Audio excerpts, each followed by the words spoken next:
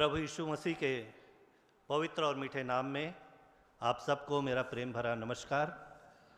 मैं परमेश्वर पिता का धन्यवाद करता हूँ कि आज का समय परमेश्वर ने मुझे प्रदान किया कि मैं परमेश्वर के वचन को आपके मध्य रख सकूं। जैसा कि वचन में हम देखते हैं, उपदेशक वहाँ पर कहता है किसी काम के आरंभ से उसका अंत उत्तम है।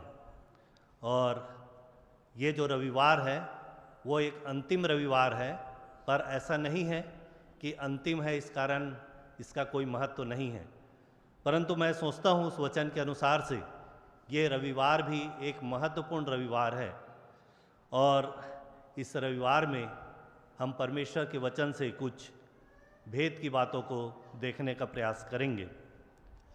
आइए हम इसके पहले अगुवाई के लिए प्रार्थना करेंगे। पवित्र पवित्र सेनाओं के यहोवा पिता परमेश्वर, हम तेरा धन्यवाद करते हैं तेरे जीवित वचन के लिए। और प्यारे परमेश्वर पिता, हम इस वचन पर तेरी आशीष और तेरी अगुवाई को मांगते हैं, विनती करते हैं प्यारे परमेश्वर मेरे साथ हो। जब वचन को मैं यहाँ पर बांटता हूँ प्रभु, मेरी सहायता करे, पवित्र आत्मा से अभिषेक करें, ताकि जो वचन तो आज अपनी कलीसिया को देना चाहता है मुझे माध्यम बनाकर प्रसारित कर। उसी प्रकार से प्यारे परमेश्वर जितने भी यहाँ पर उपस्थित हैं, हर एक की सहायता और मदद कर प्यारे परमेश्वर, तेरे वचन को समझ सकें और प्रभु तेरी महिमा में और भी आगे बढ़ने वाले हो सकें। हर एक बातों के लिए तेरा धन्यवाद करते हैं।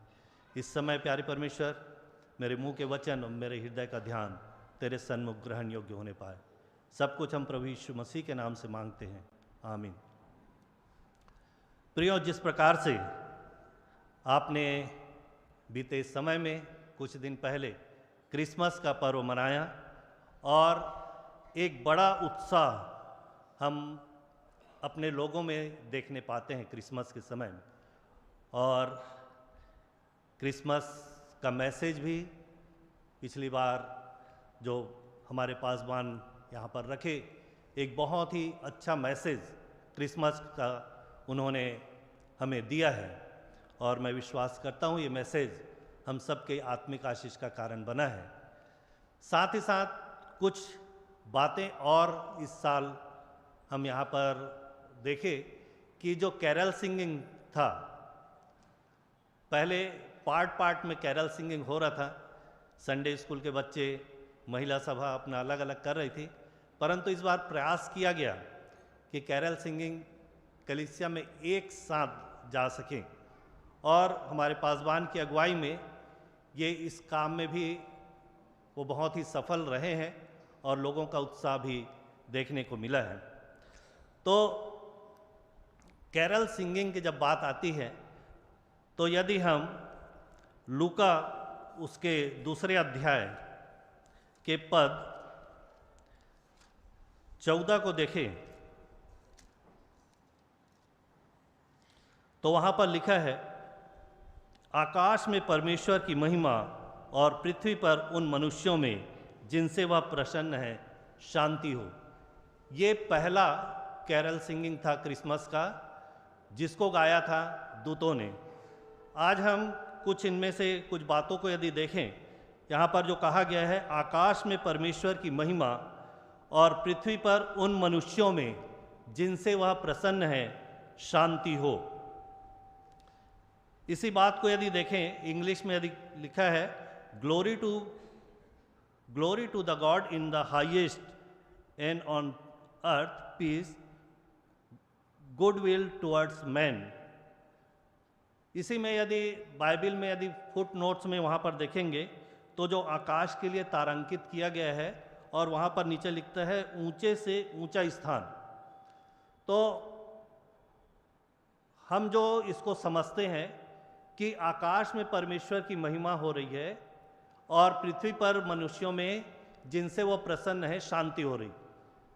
ये क्रिसमस का जो क्रिसमस कैरल पहला जो क्रिसमस कैरल था। परंतु यदि इन बातों में हम ध्यान दें तो हम ये पाते हैं कि उच्चतम महिमा की बातों को कहता है जैसे लिखते हैं ना, ऊंचे से ऊंचे स्थान में।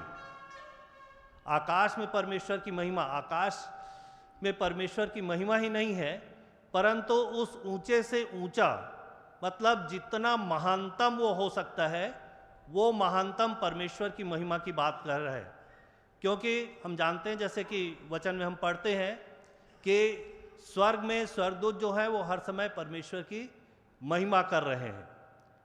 तो वहाँ पर केवल आकाश में परमेश्वर की महिमा की बात नहीं है, परंतु प्रभु यीशु मसीह के जन्म होने पर, प्रभु यीशु मसीह के इस पृथ्वी पर जन्म होने पर परमेश्वर की जो महिमा है वो उच्चतम स्तर पर है।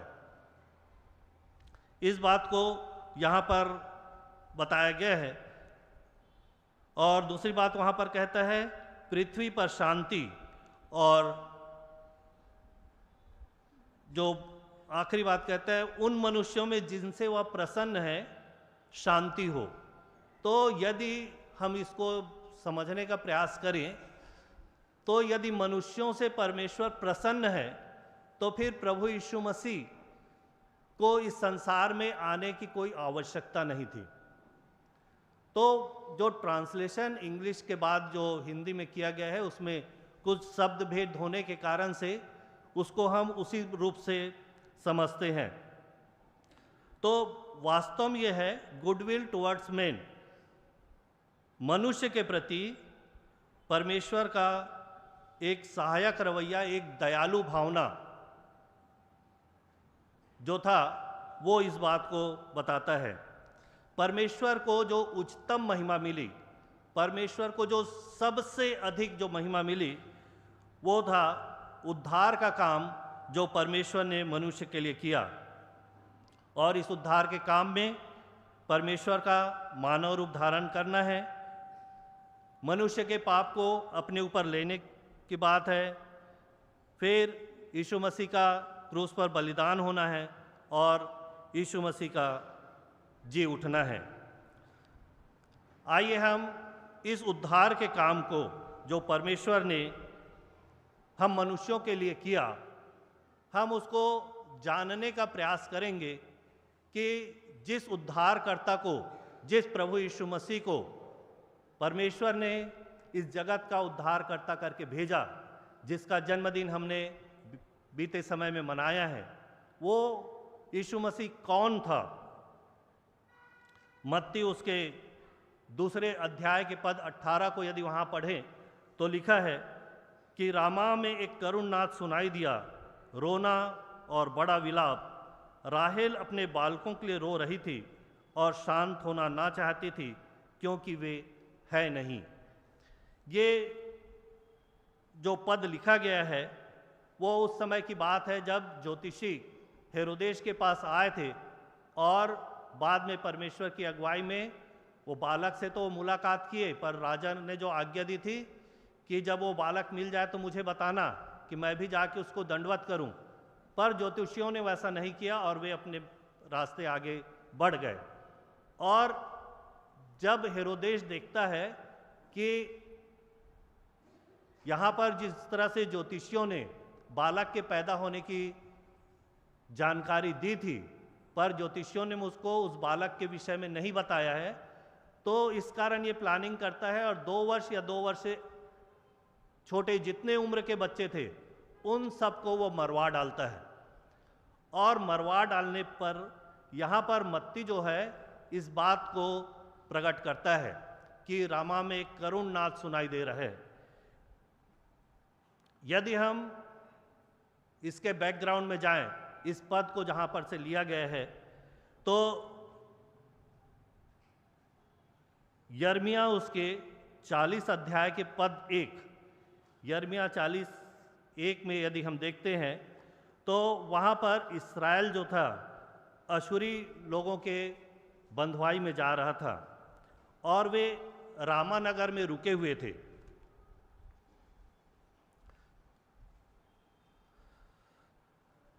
यर्मिया के 40 अध्याय के पद 1 में यर्मिया को परमेश्वर का वचन रामा में मिला जब नबूजरदान ने उसे छुड़ा लिया था।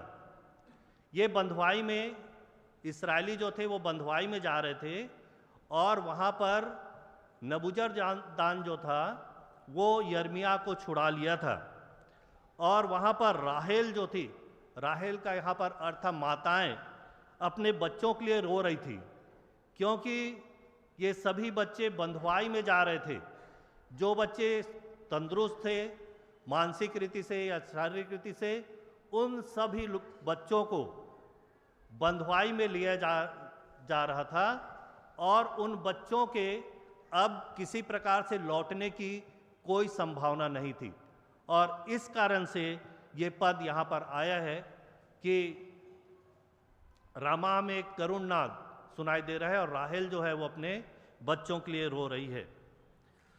साथ ही साथ हालांकि ये बच्चे अब बंधुआई में जा रहे थे, जिनके लौटने की अब कोई उम्मीद नहीं थी, जिस कारण से माताएं रो रही थी, परंतु उसी यर्मिया के 31 अध्याय के पद 17 में यदि देखेंगे तो वहाँ परमेश्वर प्रतिज्ञा करता है कि ये लौट आएंगे। उसी के पद 20 में यदि देखें यर्मिया 31 अध्याय के पद 20 में, और मैं निश्चय उस पर दया करूंगा।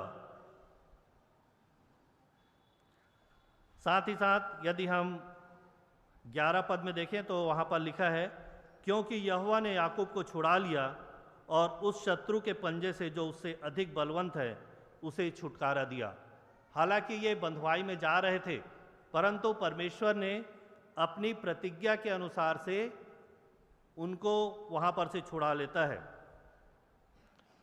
और परमेश्वर याकूब और राहेल के जीवन से अपने उद्धार की जो योजना थी, एक मुक्तिदाता, एक उद्धारकर्ता को इस संसार में भेजने की, उसको प्रकट करता है।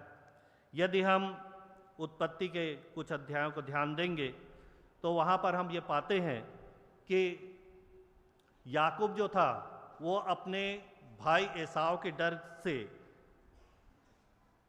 वो अपने मामा के यहाँ चला गया था। उसकी माँ जो रिबका थी वो उसको अपने भाई के यहाँ भेज देती है और याकूब बेरशेबा से निकलकर हरान को गया है और रात में परमेश्वर उसको स्वप्न के द्वारा से दर्शन दिया और परमेश्वर उसको आशीष देता है।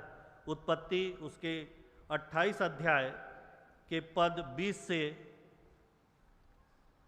यदि हम देखें तो वहाँ पर इन बातों को हम पाते हैं।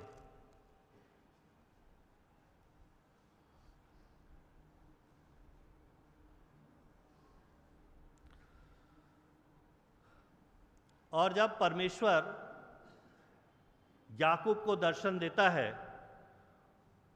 तो वहाँ पर याकूब मन्नत मांगता है, जिसका वर्णन 20 पद से आगे है।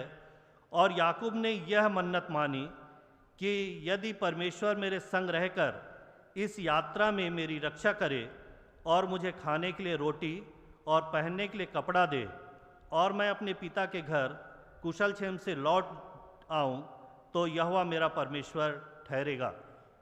ये मन्नत जो है वहाँ पर याकूब मानता है। अब यदि आगे देखेंगे तो कुछ समय तक वो अपने मामा के यहाँ रहा। वो फिर बाद में जब वो लौटता है 32 अध्याय में यदि देखें उत्पत्ति के 32 अध्याय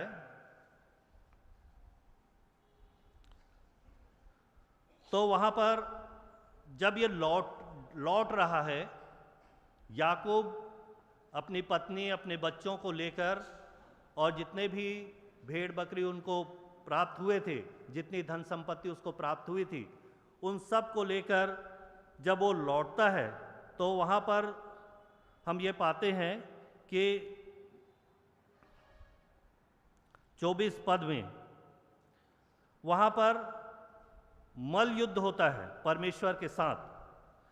और उसी के 26 पद में यदि देखें तो वहाँ पर याकूब कहता है, याकूब ने कहा, जब तक तू मुझे आशीर्वाद न दे तब तक मैं तुझे जाने ना दूंगा। परमेश्वर के साथ मल्ल युद्ध हुआ और याकूब जो था वो परमेश्वर से आशीर्वाद मांगता है। पद 29 में यदि हम देखें तो वहाँ पर मल्ल युद्ध होने के बाद जो भी परिस्थितियाँ बनी थी और वहाँ पर याकूब जो था वो परमेश्वर के नाम जानने की इच्छा करता है। 29 पद में यदि देखेंगे तो याकूब कहता है, याकूब ने कहा, मैं विनती करता हूँ मुझे अपना नाम बता। उसने कहा, तू मेरा नाम क्यों पूछता है? तब उसने उसको वहीं आशीर्वाद दिया।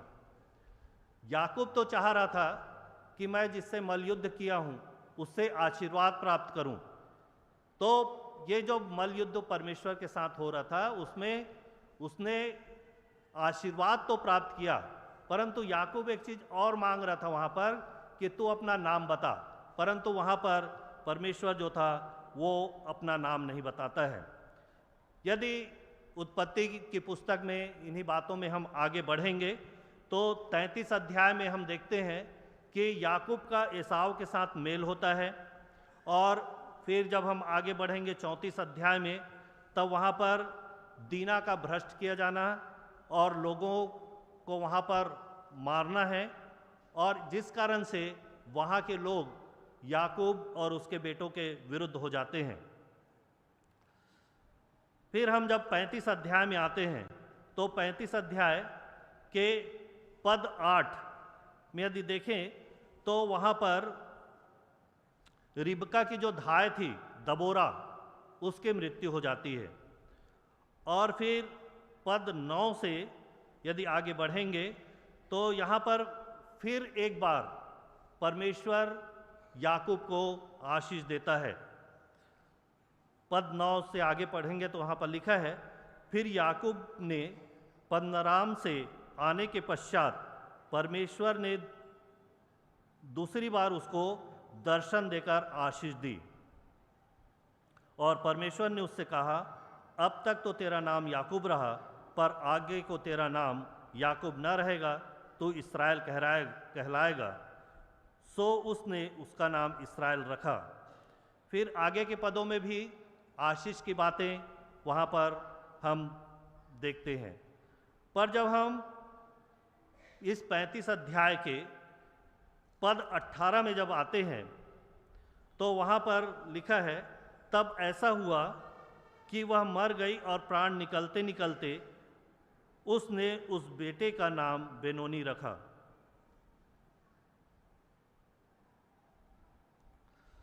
यहाँ पर बिन्यामीन के पैदा होने और राहेल की मृत्यु का वर्णन हम पाते हैं। उसी क्रम में यदि आगे बढ़ेंगे तो फिर 29 पद में यदि देखें तो वहाँ पर इसहाक की मृत्यु का वर्णन हो।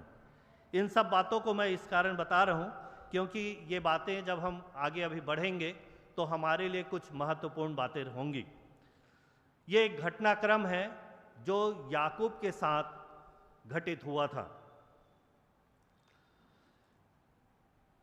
यदि हम देखें, याकूब जब अपने मामा के यहाँ से वापस लौट कर आ रहे, पद 16 में वहाँ पर लिखा हुआ है, फिर उन्होंने बेतेल से कूच किया और एप्राता थोड़ी ही दूर रह गया था कि राहेल को बच्चा जनने की बड़ी पीड़ा आने लगी। तो यही एप्राता जो है वो बैतलहम। तो यहाँ पर पद 17 में देखेंगे तो वहाँ पर धाय उससे कह रही है कि मत डर, बेटा ही होगा। और प्राण निकलते निकलते उसने बेटे को जन्म दिया और उसका नाम उसने बेनोनी, और नीचे उसके फुट नोट में यदि देखेंगे तो बेनोनी का अर्थ है मेरा शोक मूल पुत्र। ये नाम राहेल के द्वारा से अपने बेटे को दिया गया था। परंतु आगे के पद में देखते हैं तो याकूब जो था वो उस नाम से संतुष्ट नहीं था। याकूब उसका नाम रखता है बिन्यामीन। पद 18 के इसमें देखें, तब ऐसा हुआ कि वह मर गई और प्राण निकलते निकलते उसने उस बेटे का नाम बेनोनी रखा, पर उसके पिता ने उसका नाम बिन्यामीन रखा। और इस बिन्यामीन का अर्थ यदि हम फुट नोट्स में यदि देखेंगे तो वहाँ पर है दाहिने हाथ का पुत्र। तो जो पुत्र पैदा हुआ वो दाहिने हाथ का पुत्र। इसी में कुछ सिमिलरिटीज जो प्रभु यीशु मसीह के जन्म के समय या प्रभु यीशु मसीह की माता के साथ जो घटित हुआ, वहाँ पर यदि देखें तो मरियम भी बैतलहम की ओर आ रही थी। जिस प्रकार से ये याकूब राहेल वापस लौट रहे थे प्रातः, जिसको बैतलहम भी कहा गया है। साथ ही साथ जैसे यहाँ पर धाई उससे कहती है कि मत डर, बेटा ही होगा, तो मरियम से भी ये बात कहा गया है, मत डरो, उद्धारकर्ता जन्मा है। तो कुछ समानता हमको यहाँ पर मिलती है। बिन्यामीन जो पुत्र उत्पन्न हुआ, पिता ने उसका नाम बिन्यामीन रखा, जिसका नाम था, जिसका अर्थ होता है दाहिने हाथ का पुत्र। दाहिना हाथ या जो हम कह सकते हैं पावर और ब्लेसिंग का एक प्रतीक होता है। आगे यदि हम पद में देखेंगे तो राहेल की मृत्यु पर याकूब जो था वो एक खंबा खड़ा किया। वास्तव में ये खंबा खड़ा करने का जो प्रचलन था वो किसी खुशी के अवसर पर या किसी वाचा बांधे जाने पर खंबा खड़ा किया जाना था। जैसे कि उसके पहले जब परमेश्वर ने उसको दर्शन दिया था तो याकूब ने उस स्थान पर खंबा खड़ा किया, परंतु यहाँ पर राहेल की मृत्यु पर वो खंबा खड़ा करता है। एक दूसरी और जो अजीब बात हमको यहाँ पर दिखाई देती है कि याकूब की प्रिय थी राहेल। जब अपने मामा के यहाँ गया था राहेल के लिए, उसने 7 साल अपने मामा की सेवा की थी, पर बाद में वो लिया को से ब्याह दी गई। फिर वो राहेल के लिए, जिससे वो प्रीति रखता था, उसके लिए फिर से एक बार 7 वर्ष वो काम किया था। और उस महिला से जिससे वो इतना प्रीति रखता था, बाइबल में कहीं पर नहीं मिला है कि उसके मृत्यु हो जाने से उसने कोई शोक किया या विलाप किया। प्रियो, कुछ ऐसा क्या कारण था जिसके कारण से याकूब अपने प्रिय पत्नी के मृत्यु हो जाने पर भी शोक नहीं किया? याकूब जो था वो परमेश्वर की उन आशीषों की ओर अपनी नज़र को लगाया हुआ था जो परमेश्वर उसको दे रहा है। जैसे कि 28 अध्याय के पद 13 से 16 में उन आशीषों का वर्णन हम पाते हैं। समय अधिक हो जाएगा, मैं ज़्यादा नहीं पढ़ रहा हूँ। फिर 32 अध्याय के पद 29 में भी यदि आप देखेंगे तो परमेश्वर ने याकूब को आशीष दी थी, और 35 अध्याय से के 10 पद से 14 पद तक। तो इन आशीषों के कारण एक विशेष बात जो थी, धन दौलत संपत्ति ये वाली आशीष नहीं थी, परंतु 35 अध्याय के पद 11 को यदि हम देखें तो वहाँ पर कहता है कि तेरे वंश में राजा उत्पन्न होंगे। ये एक बहुत बड़ी आशीष याकूब को परमेश्वर ने दी थी। यदि यहाँ पर कहा जाए तो राजा उत्पन्न होंगे, एक बहुवचन हमको दिखाई देता है, मतलब बहुत से राजा होंगे, परंतु मूल हिब्रू में यदि देखेंगे तो इसके लिए शब्द आया है मेलेक।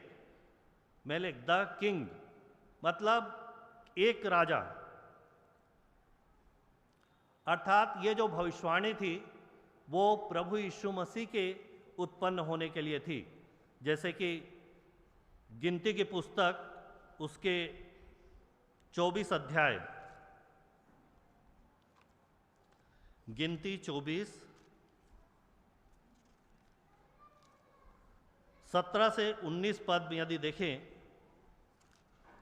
तो यहाँ पर बिलाम जो था वो जो आशीष की वचन इसराइलियों के लिए कह रहा था, हम पाते हैं यहाँ पर, मैं उसको देखूंगा तो सही परंतु अभी नहीं, मैं उसको निहारूंगा तो सही परंतु समीप होके नहीं। याकूब में से एक तारा उदय होगा और इस्राएल में से एक राजदंड उठेगा जो मोआब के अलंगों को चूर कर देगा और सब दंगा करने वालों को गिरा देगा। फिर पद 19 में यदि देखेंगे तो वहां पर फिर से कहता है, और याकूब ही में से एक अधिपति आवेगा जो प्रभुता करेगा। याकूब में से एक अधिपति, एक राजा उत्पन्न होने वाला है, और यही प्रतिज्ञा जो परमेश्वर ने याकूब को दी थी कि तेरे वंश में राजा उत्पन्न होगा, उस प्रतिज्ञा के कारण याकूब इतना आशान्वित था कि उसकी प्रिय पत्नी के मर जाने पर भी उसने शोक नहीं किया। और जो पुत्र उत्पन्न हुआ जिसका नाम उसने बिन्यामीन रखा, हो सकता है कि वो सोचा होगा यही बिन्यामीन जो है, जो मेरा पुत्र है, यही वो राजा होगा, क्योंकि वहां पर हम देखते हैं कि वो दाहिने हाथ का पुत्र था।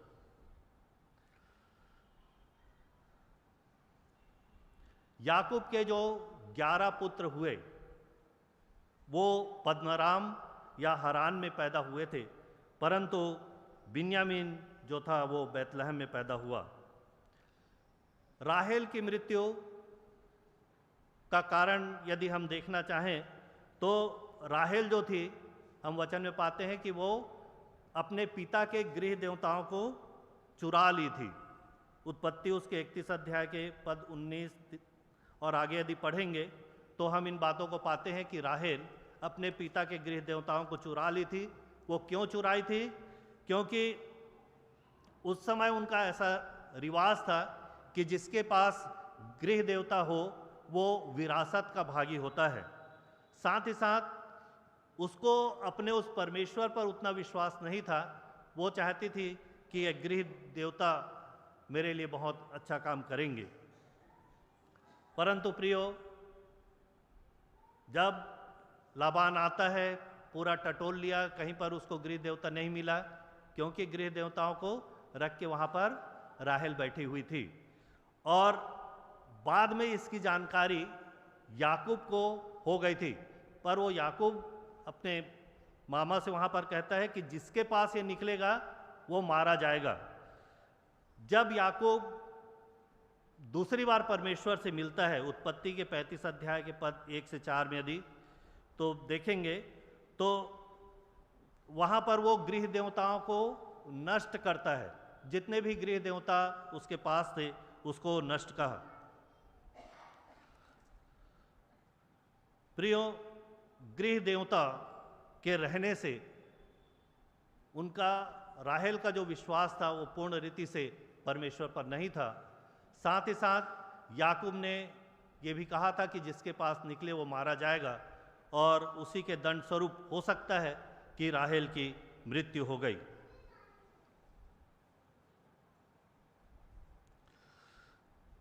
जब याकूब इस बात को देखता है कि परमेश्वर ने मुझसे वादा किया है, मुझसे प्रतिज्ञा किया है कि तेरे वंश से एक राजा उत्पन्न होगा, तो वो अपने बेटे का नाम बेनोनी से बदलकर बिन्यामीन रखा। यदि हम भजन संहिता उसके 18 अध्याय के पद 15 से 22 जो भी पढ़ा गया है उसको यदि देखें तो ये दाहिने हाथ क्या चीज़ है, इस बात को यहाँ पर बताया गया है। दाहिना हाथ वास्तव में वो मसीह के लिए भविष्यवाणी है। मसीह जो आने वाला था, मसीह जो इस संसार में आने वाला था, उसके लिए भविष्यवाणी थी।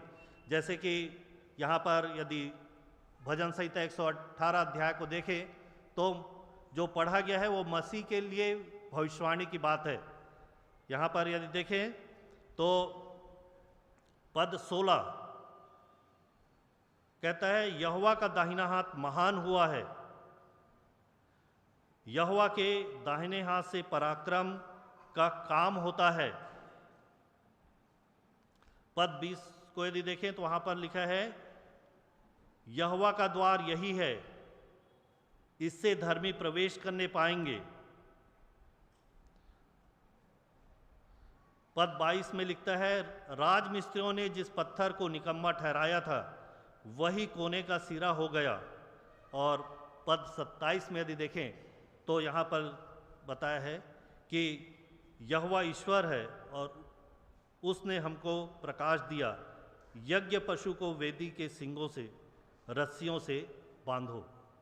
अर्थात जिस बात को यहाँ पर इंगित कर रहा है, प्रभु यीशु मसीह के संबंध में जो भविष्यवाणी की जा रही है, उन भविष्यवाणी की बातों में जो दाहिने हाथ कहता है वो प्रभु यीशु मसीह को प्रदर्शित करता है।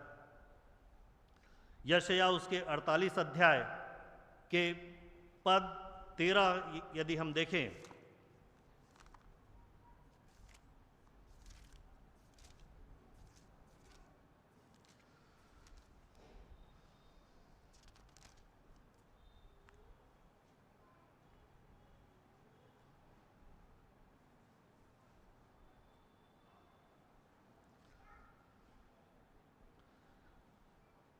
वहाँ पर जो वर्णन आया है उसमें कहता है, यह वही हाथ है जिसने पृथ्वी की सृष्टि की। फिर यदि हम इन बातों को में ध्यान दें तो दाहिना हाथ जो कहा गया है वचन में, जो प्रभु यीशु मसीह के संबंध में जो भविष्यवाणी की गई है, उन भविष्यवाणियों में दाहिना हाथ प्रभु यीशु मसीह की ओर इंगित करता है। एक बार फिर से यदि हम उत्पत्ति के 28 अध्याय के पद 10 से 13 को देखें, जो दर्शन याकूब ने प्राप्त किया,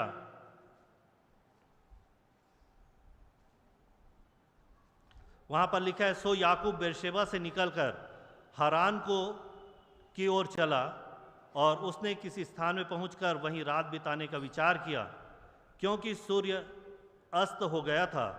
सो उसने उस स्थान के पत्थरों में से एक पत्थर ले अपना तकिया बनाकर रखा और उसी स्थान में सो गया।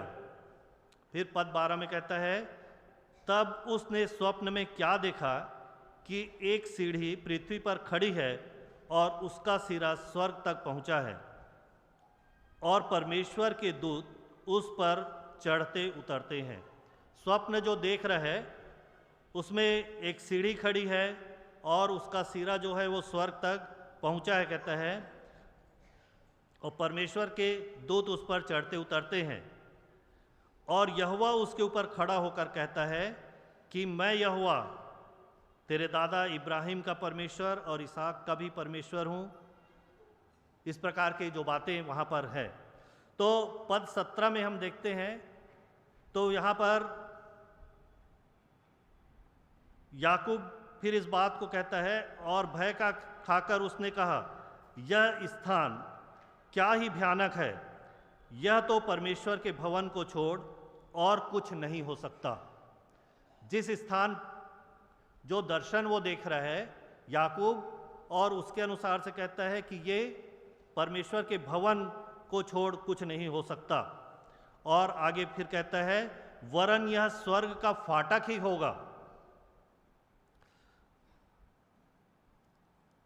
और पद 22 में यदि देखें तो वहाँ पर फिर आगे कहता है, और यह पत्थर जिसका मैंने खंबा खड़ा किया है परमेश्वर का भवन ठहरेगा, और जो कुछ तो मुझे दे उसका दशवांश मैं अवश्य ही तुझे दिया करूँगा। तो यहाँ पर जो दर्शन देखा है याकूब, वहाँ पर कहता है ये परमेश्वर का भवन है, ये स्वर्ग का फाटक है। और वो कहता है कि यहाँ पर जो मैंने खंबा खड़ा किया है ये परमेश्वर का भवन ठहरेगा। और इन सभी बातों को, चाहे हम कहें परमेश्वर का भवन कहें या स्वर्ग का फाटक कहें, प्रभु यीशु मसीह जो है वो इन सभी बातों को पूरा करते हैं। भजन संहिता 118 के 20 पद में देखेंगे तो वहाँ पर लिखा है, स्वर्ग का द्वार, प्रभु यीशु मसीह के लिए जो भविष्यवाणी है उसमें इस बात को कहता है, स्वर्ग का द्वार। यूहन्ना उसका 2 अध्याय के पद 19 से 21 को यदि पढ़ेंगे तो हम वहाँ पर पाते हैं कि परमेश्वर का भवन प्रभु यीशु मसीह को कहा गया है। और आगे के यदि देखेंगे तो वहाँ पर है कि प्रभु यीशु मसीह हमारे बीच में डेरा किए। जिस प्रकार से मिलाप वाले तंबू पर परमेश्वर का तेज उतरता था, उसी प्रकार से प्रभु यीशु मसीह हमारे मध्य में डेरा किए। व्यवस्था विवरण उसके 33 अध्याय के पद 2 को यदि पढ़ें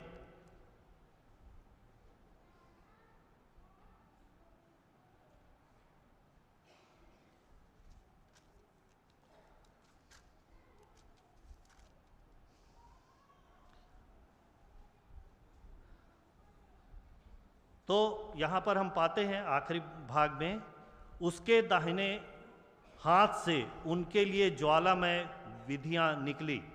अर्थात यही दाहिना हाथ, यही स्वर्ग का द्वार, यही परमेश्वर का भवन जो था, वो जो इस्राएलियों को 10 आज्ञा दी गई, इसी प्रभु यीशु मसीह के द्वारा से ये 10 आज्ञा प्राप्त हुई, जिसको कहे उसके दाहिने हाथ से उसके लिए ज्वालामय विधियां निकली।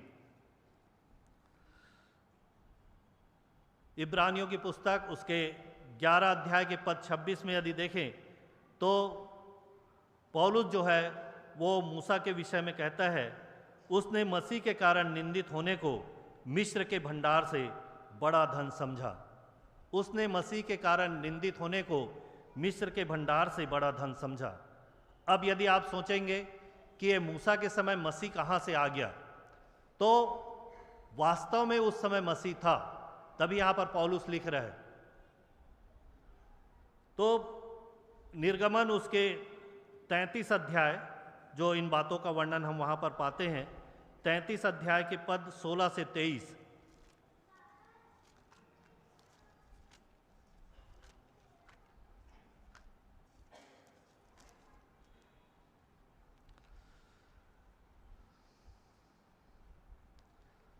यहाँ पर मूसा वहाँ जो कह रहे हैं, यह कैसे जाना जाए कि तेरे अनुग्रह की दृष्टि मुझ पर और अपनी प्रजा पर है, क्या इससे नहीं कि तू हमारे संग संग चले, जिससे मैं और तेरी प्रजा के लोग पृथ्वी भर के सब लोगों से अलग ठहरें। पद 16 में यदि हम देखें तो यहाँ पर मूसा जो था वो परमेश्वर से विनती कर रहा है कि वो साथ साथ चले। पद 18 में यदि देखेंगे तो वहाँ पर मूसा फिर परमेश्वर से निवेदन करता है। पद 18 में लिखा है, उसने कहा मुझे अपना तेज दिखा। पहली विनती थी उसके साथ साथ चलने की, फिर उसको तेज दिखाने कहता है। और पद 19 में परमेश्वर उससे कहता है, उसने कहा मैं तेरे सन्मुख होकर चलते हुए तुझे अपनी सारी भलाई दिखाऊंगा, अपनी सारी भलाई दिखाऊंगा। तेरे सन्मुख चलते हुए मैं अपनी सारी भलाई दिखाऊंगा। प्रियो, यदि उसी के फुट नोट्स में यदि देखें तो वहाँ पर आता है, अपनी सारी भलाई तेरे सामने से चलाऊंगा। कोई एक पर्टिकुलर वहाँ पर कोई चीज़ को नहीं बता रहे कि दिखाऊंगा, परंतु वास्तव में वो बता रहे कि अपनी सारी भलाई तेरे सामने चलाऊंगा। एक पिक्चर के समान जो परमेश्वर आने वाले समय में करना चाह रहा था, उन सब बातों को वो मूसा को दिखाता है कि किस प्रकार से परमेश्वर का पुत्र का जन्म इस संसार में होगा, किस प्रकार वो अपने लोगों के लिए बलिदान होगा और प्रभु यीशु मसीह की मृत्यु और उसका जी उठना, ये सब कुछ वहाँ पर परमेश्वर जो था वो मूसा को दिखाता है। और इस कारण आगे कहता है, तेरे सामने यहोवा नाम का प्रचार करूँगा। इन बातों को मूसा को दिखा रहे प्रभु यीशु मसीह के संबंध में जो भी बातें हैं। इसी कारण वो कहता है कि मसीह के कारण दुख उठाना उसको ज़्यादा उचित लगा है। इन सब बातों को वहाँ पर वो दिखाता है और आगे कहता है यहोवा नाम का प्रचार करूँगा। यहोवा जो है वो वास्तव में प्रभु यीशु मसीह के नाम के प्रचार करने की बात को यहाँ पर कहता है। मूसा के गीत यदि हम देखें व्यवस्था विवरण उसके 32 अध्याय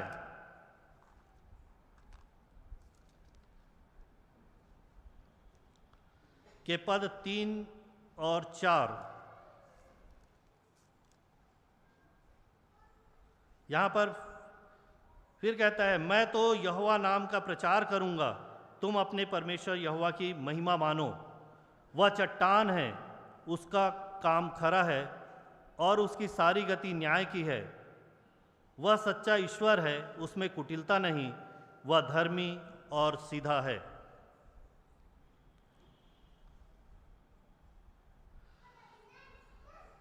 यहाँ पर यदि हम देखें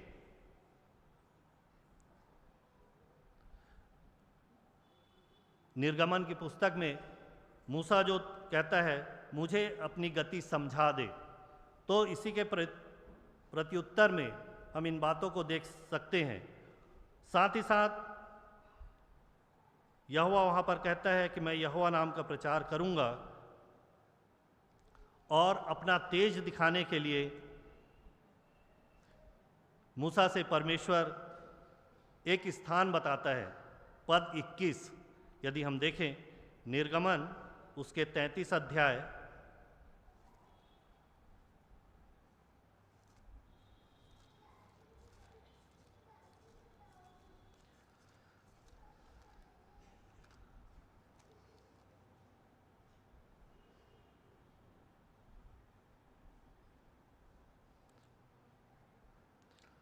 आगे यदि देखें तो कहता है, फिर यहोवा ने कहा सुन, मेरे पास एक स्थान है, तो उस चट्टान पर खड़ा हो।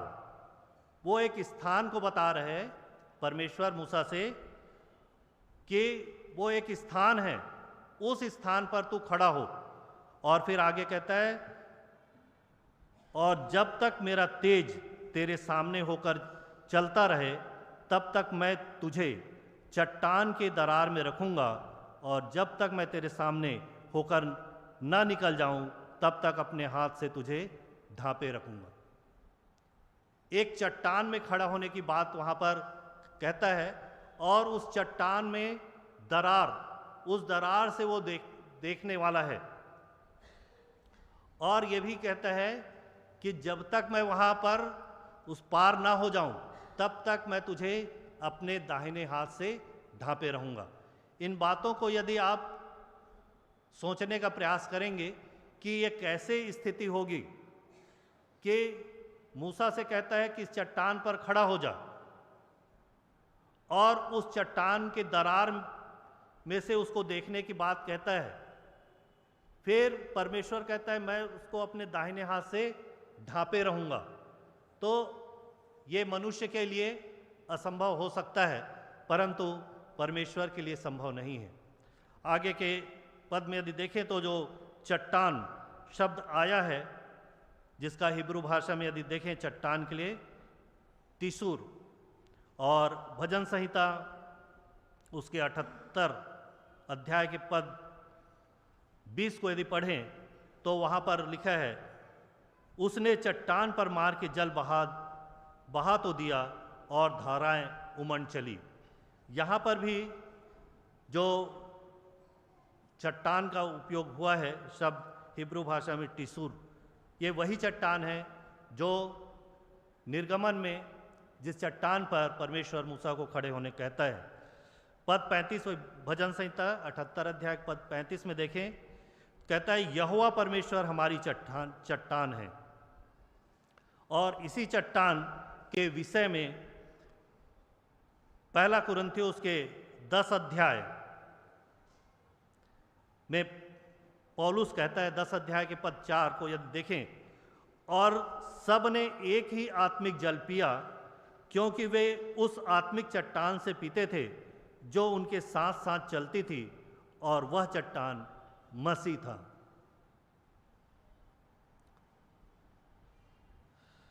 चट्टान मसीह है और उस चट्टान को परमेश्वर ने हमारे पापों के लिए मारा, और हमारे पापों के लिए मारने के कारण से उस चट्टान में जो दरार आई, जहाँ पर से वो परमेश्वर के पीठ वाले भाग को देखने पाया है। आज यही चट्टान प्रभु यीशु मसीह और उसका क्रूस हमारे लिए एक स्टैंडिंग ग्राउंड है, जिसके कारण हम परमेश्वर के सामने खड़े रह सकते हैं। मत्ती उसके 21 अध्याय के पद 44 में देखें तो वहाँ पर लिखता है कि जो इस पत्थर पर गिरेगा वह चकनाचूर हो जाएगा, और जिस पर वह गिरेगा उसको पीस डालेगा। दो बातें हैं, जो इस पत्थर पर गिरेगा वो चकनाचूर हो जाएगा। जो इस पत्थर पर गिरेगा अर्थात मनुष्य उस चट्टान पर जब गिरेगा तो वो चकनाचूर हो जाएगा। अर्थात हम अपने कर्मों से, हम अपनी धार्मिकता से यदि हम मसीह को प्राप्त करने का प्रयास करेंगे तो चकनाचूर हो जाएंगे, हम उसमें सफल नहीं हो पाएंगे। ये मनुष्य के द्वारा किया गया प्रयास होगा। दूसरी बात जो कहता है, और जिस पर वह गिरेगा, जब हम अपने आप को शून्य कर देंगे, जब हम इस बात को स्वीकार कर लेंगे कि अब हम कुछ नहीं कर सकते, हम अपना उद्धार स्वयं कर ही नहीं सकते, हमारे जो धर्म के काम है वो मैले चिथड़ों के समान है, और जब हम पूर्ण रीति से प्रभु यीशु मसीह पर विश्वास करेंगे तब वहाँ पर कहता है वह उसको पीस डालेगा, अर्थात वो उसको अब अपने योग्य बना लेगा।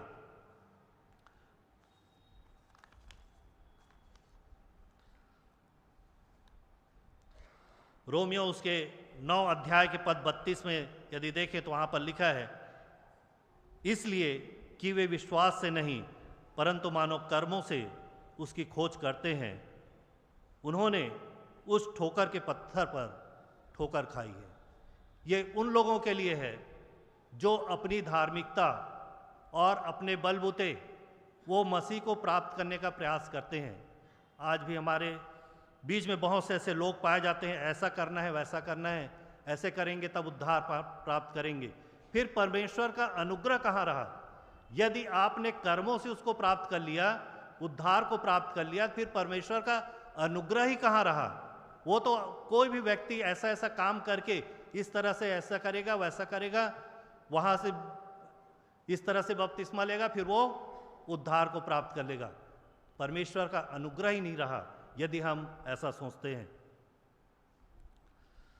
प्रियो, रोमियो उसके 9 अध्याय के पद 33 में देखेंगे तो वहाँ पर कहता है, जो उस पर विश्वास करेगा वह लज्जित न होगा। उस चट्टान पर, उस प्रभु यीशु मसीह पर जब हम विश्वास करेंगे तो लज्जित नहीं होंगे। पहला कुरिन्थियों उसके 3 अध्याय के पद 11 में हमारी नींव, हमारा चट्टान जो है वो मसीह है। वही हमको इस योग्य बनाता है कि हम परमेश्वर के सामने खड़े हो सकें। व्यवस्था विवरण उसके 32 अध्याय के पद 18 को यदि देखें तो वहाँ पर लिखा है, यह वही चट्टान है जिससे तू उत्पन्न हुआ। ये वही चट्टान है जिससे तू उत्पन्न हुआ। प्रभु यीशु मसीह को इंगित करता है। कुलस्सियों उसके पहले अध्याय के 15 पद में प्रभु यीशु मसीह के संबंध में कहता है, अदृश्य परमेश्वर का प्रतिरूप है। उसी के 16 पद में यदि देखेंगे तो उसी में सारी वस्तुओं की सृष्टि हुई। पद 17 में आगे कहता है, सब वस्तुएं उसी में स्थिर है। इब्रानी उसके पहले अध्याय के पद 3 वहाँ पर कहता है, उसकी महिमा का प्रकाश, परमेश्वर की महिमा का प्रकाश है, जो प्रकाश मिलाप वाले तंबू में आता था और जो वाचा के संदूक पर जो उतरता था, उसको कहता है प्रभु यीशु मसीह है। उसके तत्व की छाप है, परमेश्वर के तत्व की छाप है। प्रभु यीशु मसीह और परमेश्वर एक ही तत्व है, दोनों ईश्वरी हैं। और प्रभु यीशु मसीह का देहीकरण परमेश्वर के तत्व का छाप है। प्रभु यीशु मसीह 100% परमेश्वर है और 100% मनुष्य भी हैं। कुलुस्सियों उसके 2 अध्याय के पद 9 में इस कारण कहता है, उसमें ईश्वरत्व की सारी परिपूर्णता सदैव वास करती है, अर्थात यीशु मसीह पूरी रीति से परमेश्वर है। पहला कुरिन्थियों के पहले अध्याय के 24 पद में देखें तो वहाँ पर कहता है मसीह परमेश्वर की सामर्थ और परमेश्वर का ज्ञान है। यूहन्ना उसके 10 अध्याय के पद 30 में यदि देखें तो मसीह और पिता एक हैं। यूहन्ना उसके पहले अध्याय के पद 3 में कहता है सब कुछ उसी के द्वारा उत्पन्न हुआ। चौथे पद में कहता है उसमें जीवन था। मसीह में हम जीवन प्राप्त करते हैं। और फिर आगे यदि 14 पद में देखें तो कहता है वचन देहधारी हुआ। मसीह जो है वो परमेश्वर का वचन है, वो परमेश्वर के मन की सोच को प्रकट करता है। जो परमेश्वर के हृदय में है उसको मसीह प्रकट कर रहा है। अनुग्रह और सच्चाई से वो परिपूर्ण है। मनुष्य पर परमेश्वर अपना अनुग्रह दिखा रहा है और वो सच्चा भी है। वो जानता है कि मनुष्य पापी हैं और इस कारण हमको बचाने के लिए अपने पापों का बोझ अपने पुत्र पर लाद दिया ताकि हम निर्दोष पाए जा सकें। यशायाह 41 अध्याय के पद 10 में देखेंगे तो कहता है इसी धर्म में दाहिने हाथ से संभालता है। यही धर्म में दाहिने हाथ, जो दाहिना हाथ जो चट्टान जो प्रभु यीशु मसीह है, यही दाहिने हाथ से वो संभालता है। जिस प्रकार से मूसा को परमेश्वर ने ढांप कर रखा था। रोमियो उसके 5 अध्याय के पद 10 में यदि देखें हम तो परमेश्वर के बैरी थे। हमारे जो काम मैले चिथड़ों, धर्म के काम मैले चिथड़ों के समान हैं। हम तो परमेश्वर के बैरी थे। हमने ऐसा कोई काम नहीं किया है जिससे परमेश्वर प्रसन्न हो सके, परंतु मसीह में अब हमारा मेल परमेश्वर से हो गया है। पहले जो परमेश्वर हमारे विरोध में था, अब परमेश्वर हमारे साथ है। God against us turn into Emmanuel, God with us. जो परमेश्वर हमारे विरोध में था, अब वो परमेश्वर हमारे साथ है। याकूब ने जब वहाँ पर मल्ल युद्ध हुआ परमेश्वर से, तो याकूब जो था, परमेश्वर जो था, वहाँ पर वो अपना नाम नहीं बताया। जब याकूब ने उससे उसका नाम पूछा तो अपना नाम बता, परंतु हमारे लिए परमेश्वर ने अपना नाम बताया, यीशु, इमानुएल। और इन नामों का अर्थ आप अच्छी तरह से जानते हैं। परमेश्वर हमारे साथ है। यीशु हमारे पापों का उद्धार करता है। इन बातों को आपके सामने जो मैंने रखा है, मैंने ये प्रयास किया है कि प्रभु यीशु मसीह को हम जानने वाले हो सकें। प्रभु यीशु मसीह के जन्म दिवस को तो हम मनाते हैं, परंतु प्रभु यीशु मसीह के जन्म के संबंध में कुछ जो भविष्यवाणी यशायाह में है और कुछ अन्य बातें हमको दिखाई देती है, परंतु प्रभु यीशु मसीह के आने के जो प्रतिरूप पहले से एक बैकग्राउंड परमेश्वर ने जो तैयार किया था, उन बातों की ओर हम ज़्यादा ध्यान नहीं दे पाते। इस कारण मैंने प्रयास किया कि मैं उन बातों को आपके सामने रख सकूं कि किस प्रकार से प्रभु यीशु मसीह यहोवा का दाहिना हाथ है। प्रभु यीशु मसीह स्वर्ग के द्वार हैं। नए नियम में यदि हम पढ़ेंगे यूहन्ना की पुस्तक में तो कहता है द्वार मैं हूँ। प्रभु यीशु मसीह यज्ञ पशु हैं। प्रभु यीशु मसीह परमेश्वर के मंदिर हैं। प्रभु यीशु मसीह चट्टान है। प्रभु यीशु मसीह अदृश्य परमेश्वर का प्रतिरूप है। प्रभु यीशु मसीह परमेश्वर की महिमा का प्रकाश है। प्रभु यीशु मसीह उसके तत्व की छाप है और प्रभु यीशु मसीह स्वयं परमेश्वर है। और मसीह के इसी उद्धार के कार्य के कारण प्रभु यीशु मसीह के जो इस संसार में जन्म लेने के कारण ही वहाँ पर जो कहता है ये परमेश्वर को उच्चतम महिमा, जो सर्वाधिक महिमा है, जो उच्च से उच्चतम महिमा प्रभु यीशु मसीह के जन्म के कारण मिल रही है। और पृथ्वी पर जो शांति की बात कहता है, क्योंकि प्रभु यीशु मसीह के जन्म लेने के पश्चात प्रभु यीशु मसीह हमारे सब गुनाहों अपराधों को अपने ऊपर ले लिए। अब परमेश्वर हमारा विरोधी नहीं है और इस कारण पृथ्वी पर शांति है। मसीह के क्रूस के कारण परमेश्वर अपनी दयालु भावना को मनुष्य के प्रति प्रकट कर रहा है और ये सब काम परमेश्वर कर रहा है, किसी प्रकार से कोई मनुष्य नहीं। यिर्मयाह 31 अध्याय के पद 11 में वहाँ पर देखें तो याकूब को शत्रु के पंजे से छुड़ाया जो उससे अधिक बलवंत है। याकूब को शत्रु के पंजे से छुड़ाया कहता है जो उससे अधिक बलवंत है। प्रभु यीशु मसीह जब इस संसार में आए तो इस पापों के बंधन से हमको आज़ाद किया, छुटकारा दिया। जिस बंधन से हम छुटकारा प्राप्त नहीं कर सक रहे थे, जो हमारे लिए एक बलवंत थे, उससे हमको प्रभु यीशु मसीह ने छुटकारा दिया है। यशायाह 45 अध्याय के पद 25 में देखें, परमेश्वर के कारण हम धर्मी ठहर रहे हैं, ना कि हम अपने कार्यों के द्वारा से। जिस प्रकार से उत्पत्ति में हम देखते हैं कि हवा के द्वारा पाप इस जगत में आया, अब परमेश्वर जो है उसको रिवर्स कर रहा है। यिर्मयाह 31 अध्याय के पद 22 में पढ़ेंगे तो वहाँ पर कहता है नारी पुरुष की रक्षा करेगी। एक महिला के द्वारा से, हवा के द्वारा से पाप जगत में आया था, अब प्रभु यीशु परमेश्वर उसको रिवर्स कर रहे हैं और यहाँ पर कहते हैं नारी पुरुष की रक्षा करेगी। तो नारी अर्थात मरियम के द्वारा प्रभु यीशु मसीह का जन्म हुआ था।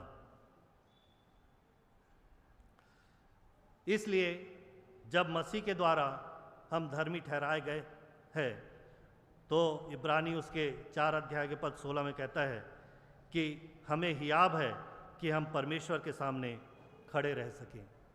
अब हमको किसी प्रकार से कोई परेशानी नहीं है। यदि प्रभु यीशु मसीह का बलिदान हमारे लिए सिद्ध होता है तो निश्चय ही हम परमेश्वर के सन्मुख खड़े हो सकते हैं। अब हमें किसी प्रकार की भय नहीं है और अवश्य है कि हम अपने प्रतिदिन के लिए परमेश्वर से अनुग्रह प्राप्त करें और हम सब बातों में हम परमेश्वर के ऊपर आश्रित हो सकें। हर परिस्थिति में परमेश्वर हमारे साथ है।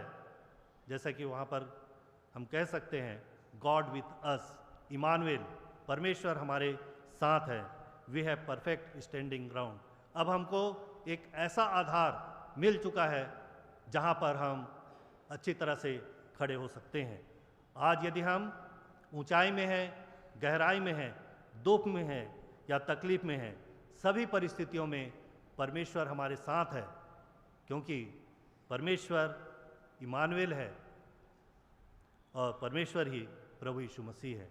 परमेश्वर इन वचनों के द्वारा आप सबको आशीष दे। आइए हम प्रार्थना करेंगे। प्यारे पिता, हम तेरा धन्यवाद करते हैं तेरे जीवित वचन के लिए जो तूने हमें दिया।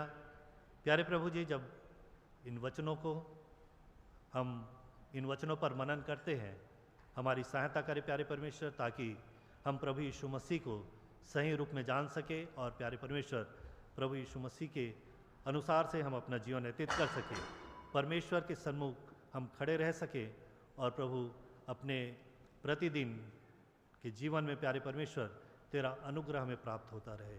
हम में से हर एक की सहायता और मदद करें। ये सब कुछ हम प्रभु यीशु मसीह के नाम से मांगते हैं, आमीन।